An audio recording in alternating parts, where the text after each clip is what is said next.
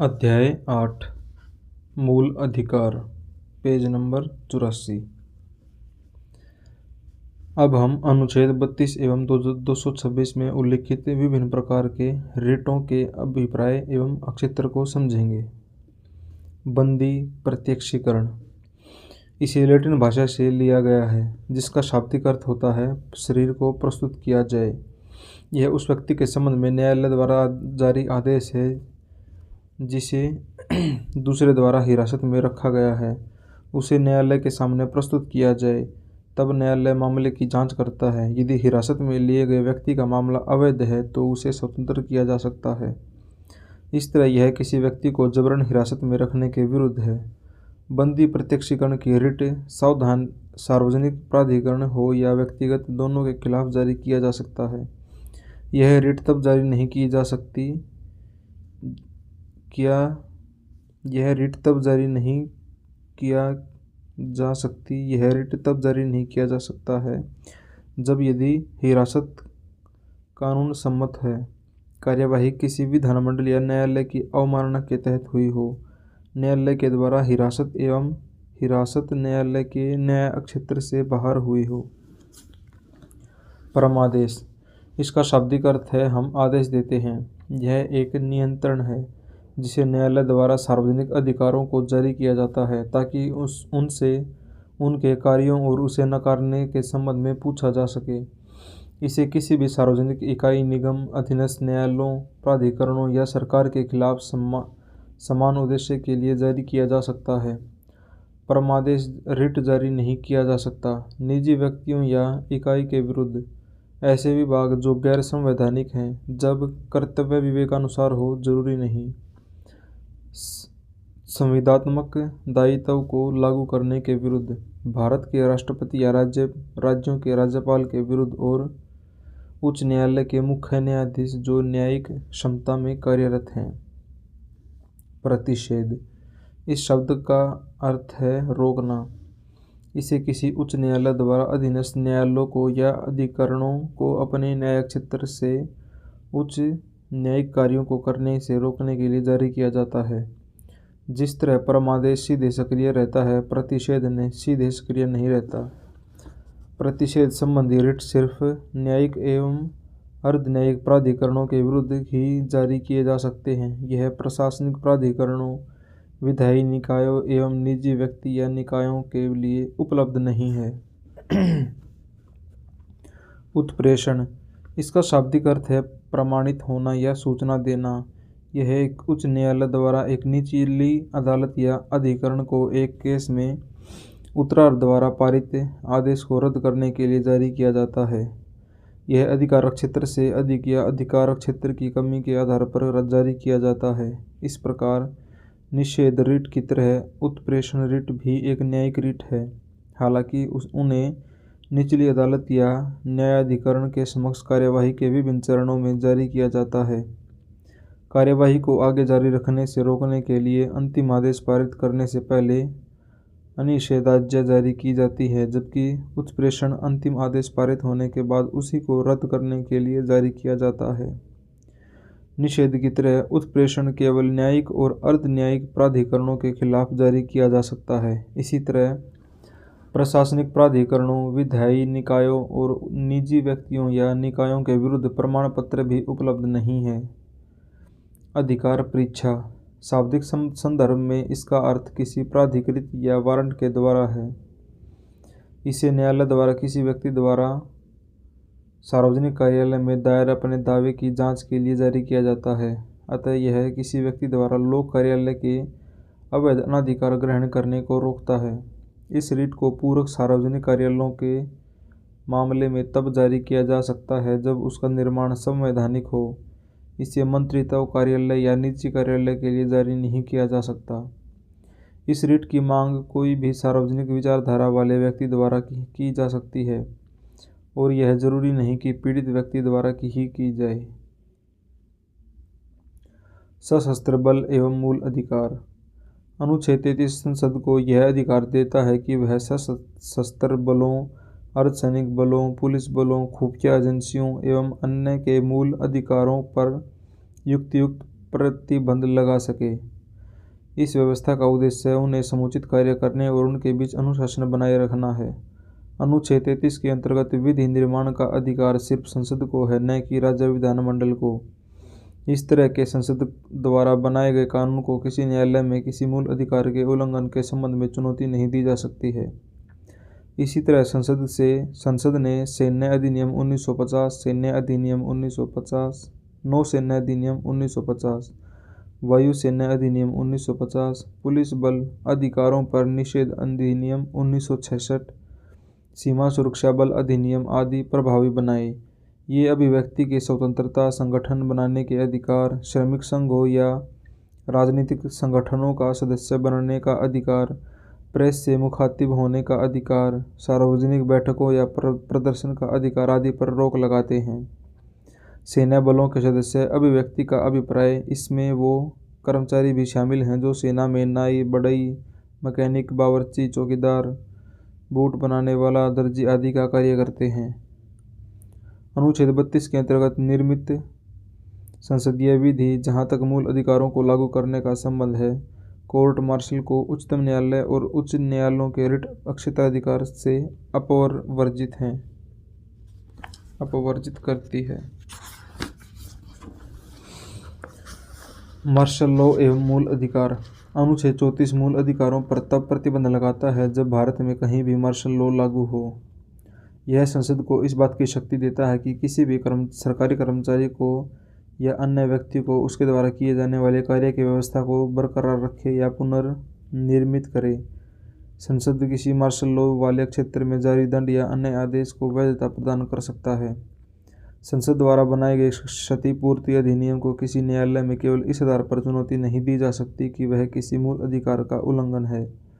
Martial law के सिद्धांत को अंग्रेजी कानून से लिया गया है। हालांकि मार्शल लॉ की संविधान में व्याख्या नहीं की गई, पर इसका शाब्दिक अर्थ है सैन्य शासन। यह ऐसी स्थिति का परिचायक है जहां सेना द्वारा सामान्य प्रशासन को अपने नियम कानूनों के तहत संचालित किया जाता है। इस तरह वहां साधारण कानून निलंबित हो जाता है और सरकारी कार्यों को सैन्य अधिकरणों के अधीन किया जाता है। यह सैन्य कानून से अलग है जो कि सशस्त्र बलों पर लागू होता है। मार्शल लॉ घोषित होने पर संविधान में कोई भी विशेष प्राधिकरण की व्यवस्था नहीं है। हालांकि इसे अनुच्छेद 34 के तहत भारत में कहीं भी लागू किया जा सकता है। मार्शल लॉ को असाधारण परिस्थितियां जैसे युद्ध, अशांति, दंगे या कानून का उल्लंघन आदि में लागू किया जाता है। इसका न्यायोचित उद्देश्य यही है कि समाज में व्यवस्था रखी जा सके। मार्शल लॉ के क्रियान्वयन के समय सैन्य प्रशासन के पास जरूरी कदम उठाने के लिए असाधारण अधिकार मिल जाते हैं। वे अधिकारों पर प्रतिबंध यहाँ तक कि किसी मामले में नागरिकों को मृत्युदंड तक लागू कर सकता है। उच्चतम न्यायालय ने घोषणा की कि मार्शल लॉ प्रतिक्रियावादी परिणाम के तहत बंदी प्रत्यक्षीकरण रिट को निलंबित नहीं कर सकता। अनुच्छेद 34 के तहत मार्शल लॉ की घोषणा अनुच्छेद 352 के अंतर्गत राष्ट्रीय आपातकाल की घोषणा से भिन्न है। दोनों के बीच विभेद या अंतर को तालिका 8.7 में दर्शाया गया है। मार्शल लॉ यह सिर्फ मूल अधिकारों को प्रभावित करता है। राष्ट्रीय आपातकाल यह न केवल मूल अधिकारों को प्रभावित करता है बल्कि केंद्र राज्य संबंधों को भी प्रभावित करता है। इसके अलावा राजस्व, वित्तीय एवं निकाय शक्तियों को प्रभावित करने के साथ संसद का कार्यकाल भी बढ़ा सकता है। मार्शल लॉ यह सरकार एवं साधारण कानूनी न्यायालयों को निलंबित करता है। यह कानून एवं व्यवस्था के भंग होने पर उसे दोबारा निर्धारित करता है। इसे देश के कुछ विशेष क्षेत्रों में ही लागू किया जा सकता है। इसके लिए संविधान में कोई विशेष व्यवस्था नहीं है, यह अव्यक्त है।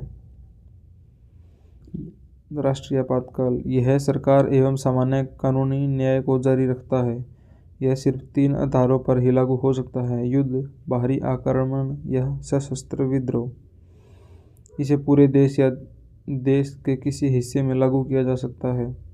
संविधान में इसकी विशेष व्यवस्था है। यह सुस्पष्ट एवं विस्तृत है।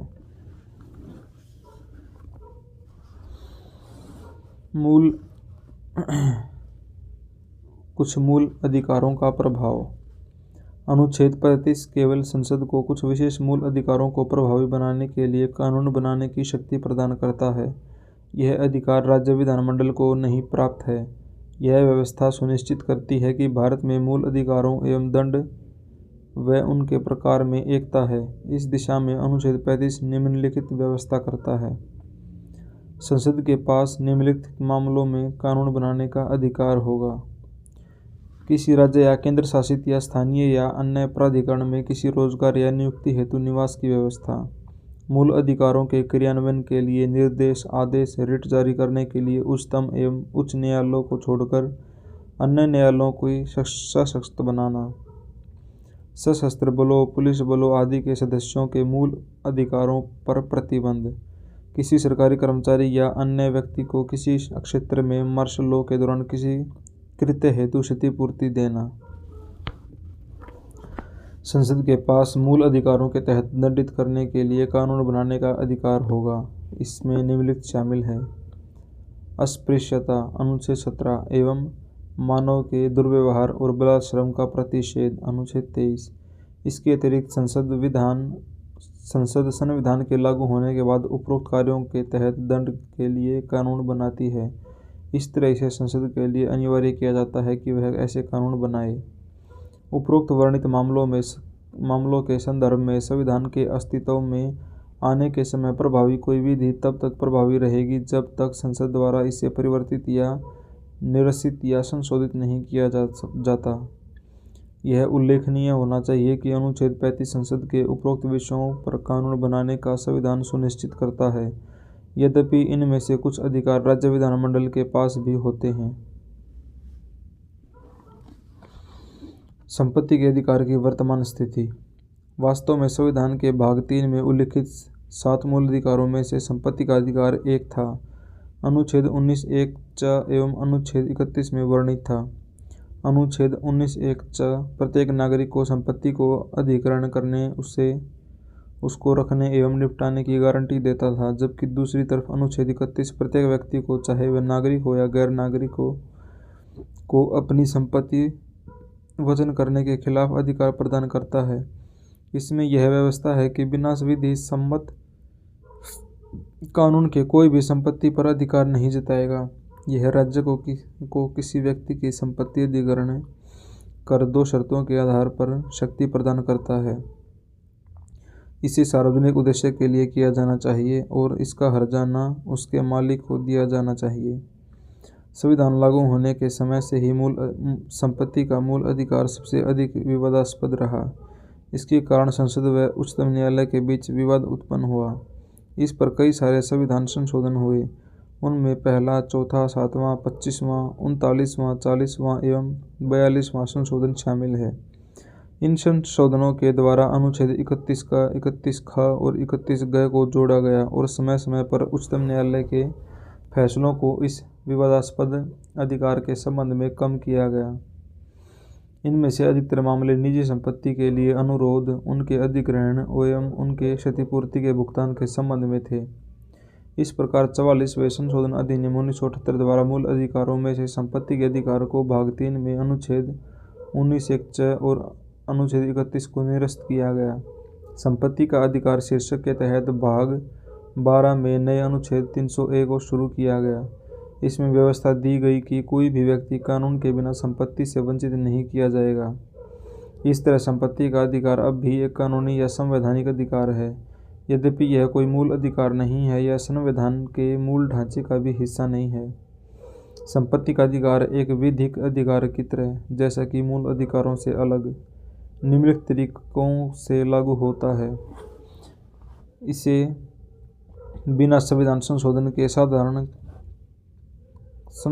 संसद के साधारण कानून के तहत नियमित कम या पुनर्निर्धारित किया जा सकता है। यह कार्यकारी क्रिया के खिलाफ निजी संपत्ति की रक्षा करता है, लेकिन विधायी कार्य के खिलाफ नहीं। उल्लंघन के मामले में पीड़ित व्यक्ति अनुच्छेद 32 के तहत सीधे उच्चतम न्यायालय नहीं जा सकता, वह अनुच्छेद 226 के तहत उच्च न्यायालय जा सकता है। राज्य द्वारा निजी संपत्ति के अधिग्रहण या अनुरोध के मामले में हर्जाने के अधिकार की कोई गारंटी नहीं। इस तरह संपत्ति के मूल अधिकारों को भाग 3 से समाप्त कर दिया गया है। भाग 3 में अब भी यह व्यवस्था है कि राज्य द्वारा निजी संपत्ति के अधिग्रहण पर हर्जाने का अधिकार होगा। इन 2 मामलों में भुगतान होगा। अब जब राज्य द्वारा किसी अल्पसंख्यक शैक्षणिक संस्थान की संपत्ति का अधिग्रहण किया जाए और जब राज्य उस संपत्ति का अधिग्रहण करे जिस पर व्यक्ति अपनी फसल उगा रहा है और भूमि सांविधिक निर्धारित सीमा के अंदर। पहली व्यवस्था को 44वें संशोधन अधिनियम 1978 के तहत जोड़ा गया, जबकि दूसरी व्यवस्था को 17वें संशोधन अधिनियम 1964 के तहत। इस तरह अनुच्छेद 31 का, 31 ख और 31 ग को मूल अधिकारों के प्रतिवाद के रूप में स्थापित किया गया।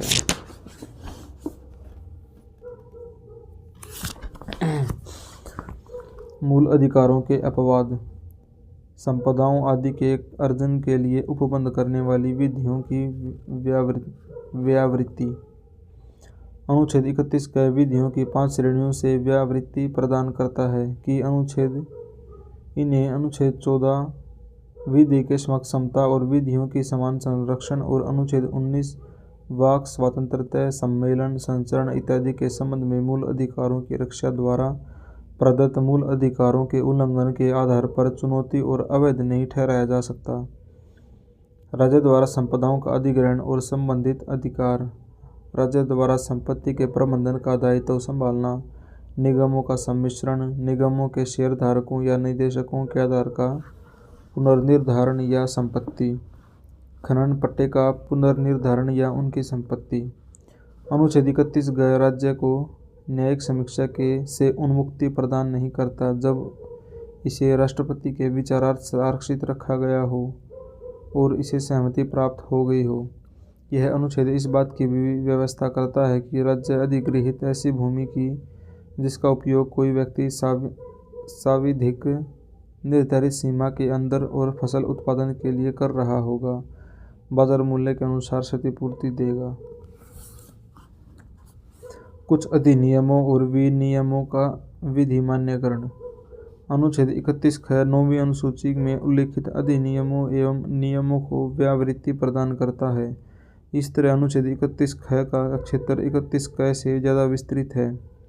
अनुच्छेद 31 ख 9वीं अनुसूची में सम्मिलित किसी भी विधि को सभी मूल अधिकारों से उन्मुक्ति प्रदान करता है, फिर चाहे विधि अनुच्छेद 31 क में उल्लिखित 5 श्रेणियों में से किसी के अंतर्गत हो या नहीं।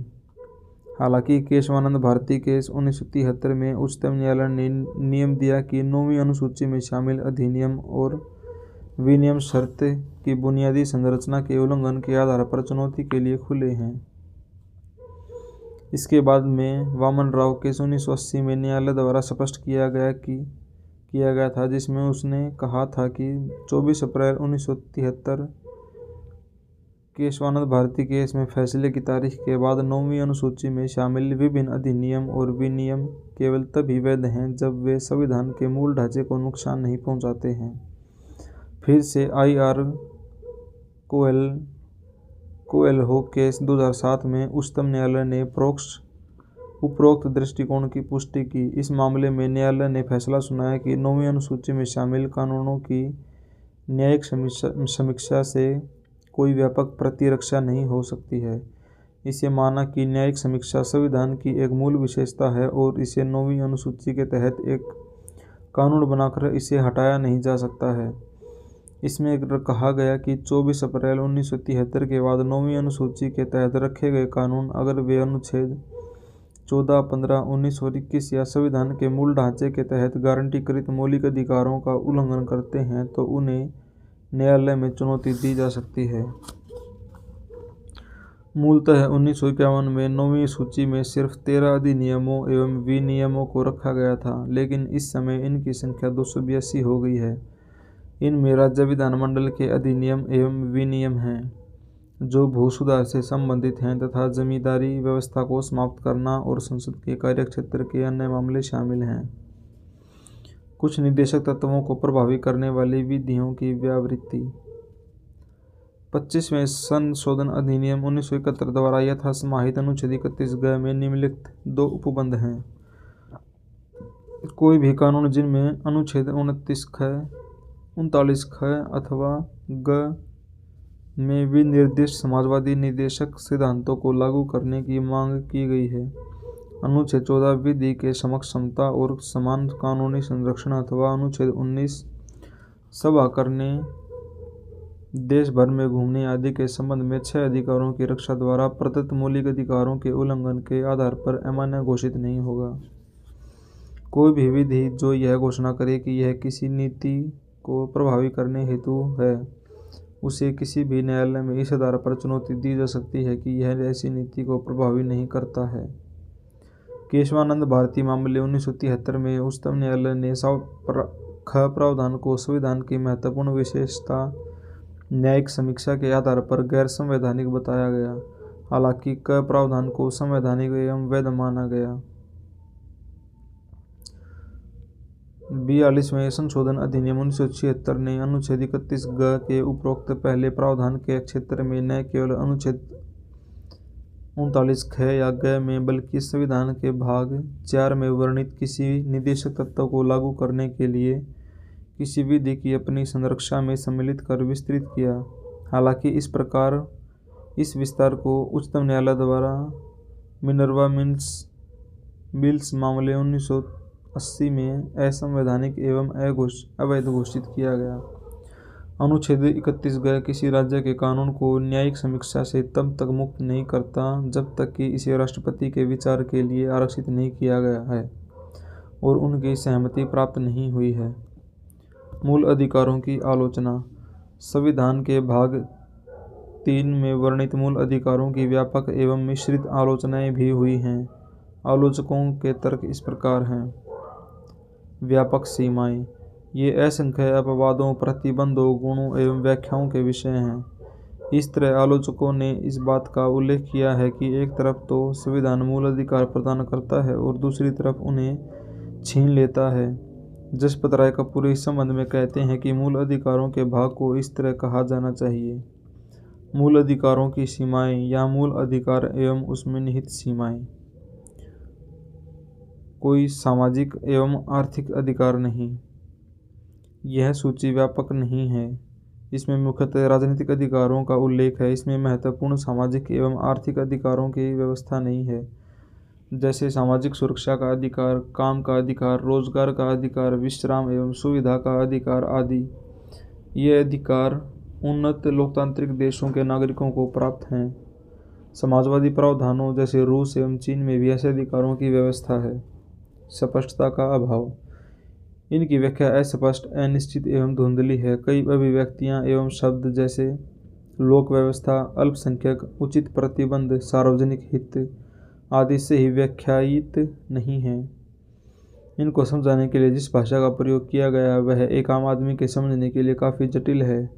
ऐसा आरोप भी लगाया जाता है कि संविधान को वकीलों के लिए बनाया गया है। सर आइवर जेनिंग्स ने भारतीय संविधान को वकीलों के लिए स्वर्ग की संज्ञा दी है। स्थायित्व का अभाव। ये उल्लंघनीय और अपरिवर्तनीय नहीं है, जैसे कि संसद इनमें कटौती कर सकती है या समाप्त कर सकती है। उदाहरण के लिए संपत्ति के मूल अधिकार को 1978 में समाप्त कर दिया गया। ये संसद में बहुमत वाले राजनीतिज्ञों का एक हथियार है। न्याय क्षेत्र द्वारा बनाया गया मूल ढांचे का सिद्धांत, जिसमें मूल अधिकारों में कटौती या उनको समाप्त करने के संसद में अधिकार की सीमाएं निहित हैं। आपातकाल के दौरान स्थगन। राष्ट्रीय आपातकाल के समय इनके क्रियान्वयन का स्थगन केवल अनुच्छेद 20 और 21 के इन अधिकारों पर एक और प्रतिबंध है। यह व्यवस्था लोकतांत्रिक व्यवस्था की जड़ों को दुर्बल करती है तथा करोड़ों निर्दोष लोगों के अधिकारों को समाप्त करती है। आलोचकों के अनुसार मूल अधिकारों को हमेशा रहना चाहिए, चाहे आपातकाल हो या सामान्य स्थिति। महंगा उपचार।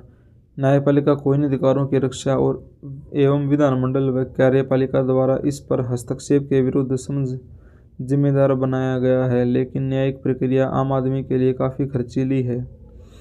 इसलिए आलोचक कहते हैं कि भारतीय समाज में अधिकार सुविधा मूलतः धनाढ्य लोगों के लिए ही है। निवारक निरोध। आलोचकों का मत है कि निवारक निरोध का उपबंध अनुच्छेद 22 मूल अधिकारों की मुख्य भावना से दूर करता है। यह राज्य को मनमानी शक्ति प्रदत्त करती है और व्यक्तिगत स्वतंत्रता को नकारती है। यह इस आलोचना को न्यायोचित ठहराती है कि भारत का संविधान व्यक्तिगत अधिकारों की तुलना में राज्य के अधिकारों की ज़्यादा व्यवस्था करता है।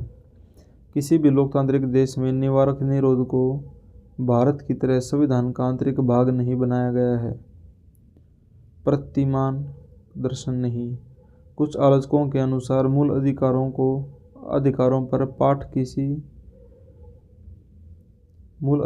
पर पाठ किसी दार्शनिक सिद्धांत की उपज नहीं है। सर आइवन जेनिंग्स ने कहा है कि मूल अधिकारों को किसी प्रतिमान दर्शन के आधार पर घोषित नहीं किया गया है। आलोचक कहते हैं कि ये उच्चतम न्यायालय एवं उच्च न्यायालयों के लिए मूल अधिकारों की व्याख्या में कठिनाई उत्पन्न करते हैं। मूल अधिकारों का महत्व। उपरोक्त आलोचनाओं के बावजूद निम्नलिखित मामलों में मूल अधिकार महत्वपूर्ण हैं। ये देश में लोकतांत्रिक व्यवस्था को स्थापित करते हैं। ये व्यक्ति की भौतिक एवं नैतिक सुरक्षा के लिए आवश्यक स्थिति उत्पन्न करते हैं। ये व्यक्तिगत स्वतंत्रता के रक्षक हैं। वे देश में विधि के शासन की स्थापना करते हैं। ये अल्पसंख्यकों एवं समाज के कमजोर वर्गों के हितों की रक्षा करते हैं। ये भारतीय राज्य की धर्मनिरपेक्ष छवि को बल प्रदान करते हैं। ये सरकार के शासन की पूर्णता पर नियंत्रण करते हैं। ये सामाजिक समानता एवं सामाजिक न्याय की आधारशिला रखते हैं। ये व्यक्तिगत सम्मान को बनाए रखना सुनिश्चित करते हैं। ये लोगों को राजनीतिक एवं प्रशासनिक प्रणाली में भाग लेने का अवसर प्रदान करते हैं। भाग 3 के बाहर अधिकार। भाग 3 में सम्मिलित मूल अधिकारों के अतिरिक्त संविधान के कुछ अन्य भागों में अन्य अधिकार वर्णित हैं। इन अधिकारों को संवैधानिक अधिकार या विधिक अधिकार या गैर मूल अधिकार भी कहा जाता है। ये हैं विधि के प्राधिकार के बिना किसी कर को अधिरोपित या संग्रहित नहीं किया जाना, विधि के प्राधिकार के बिना व्यक्तियों को संपत्ति से वंचित नहीं किया जाना, भारत के राज्य क्षेत्र में सर्वत्र व्यापार, वाणिज्य और समागम आबाद होगा, लोकसभा और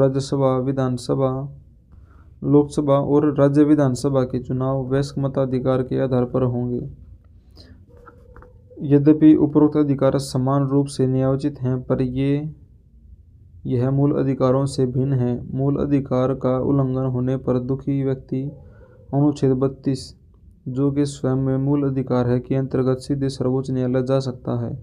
परंतु उपरोक्त अधिकारों के उल्लंघन के मामले में व्यक्ति इस संवैधानिक उपचार को उपयुक्त नहीं कर सकता। वह सामान्य मुकदमों या अनुच्छेद 226 उच्च न्यायालय की रिट क्षेत्राधिकार के तहत केवल उच्च न्यायालय में जा सकता है। यहाँ 8वां अध्याय समाप्त होता है।